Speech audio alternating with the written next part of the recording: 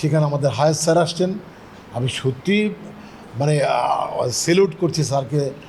আমি বলতে চাই যে আমার সহকর্মী বিপ্লব শরীফ, সে সবার সাথে তার একটা সুন্দর সম্পর্ক, ডিরেক্টরদের সাথে ভালো সম্পর্ক, প্রডিউসারদের সাথে, শিল্পীদের সাথে, পুরো এফবিসি যত সংগঠন আছে সবার সাথে বিপ্লব শরীফের একটা অন্তরের সম্পর্ক রয়েছে এবং সে আমার খুব ঘনিষ্ঠ একজন বন্ধু। আমরা একসাথে কাজ করি। তার স্ত্রী অসুস্থ, বেশ কতদিনই প্রায় 1 মাস যাবৎ অনেকেই দেখতে আসছে। এটা শুধু স্পেশাল ডে বলে নয়, সবসময় তার সাথে আমাদের এই রিলেশনটা থেকে থাকে। সেখানে আমাদের হায়ার স্যার আসছেন। আমি সত্যি মানে সেলুট করছি স্যারকে। স্যার এই অবস্থাতে সে এই সময় আসতে পারছেন। একটা হাসপাতালে আসা অনেক ঝামেলার থাকে, লিফটে ডক্টরের সাথে কথা বলেছেন। উনি টোটাল অপারেশনটাই উনি আসলে দেখেছেন মনিটর দিয়ে। একটা সাকসেসফুল অপারেশন হয়েছে, রিং বসানো হয়েছে।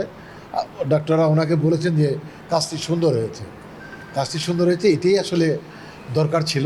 আমরা সবাই প্রার্থনা করছিলাম যে তার সে যে পেশেন্ট সুস্থ হয়ে যাক।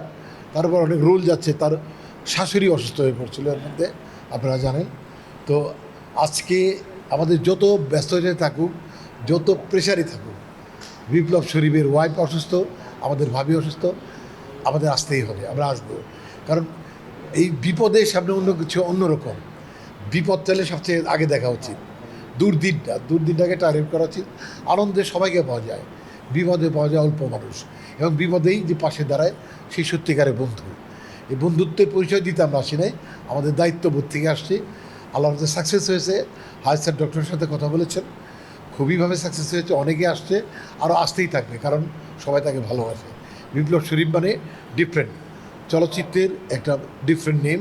Is very close friend of my. ধন্যবাদ। দেশে দেশে সবার সাথে দ্য নিউজ।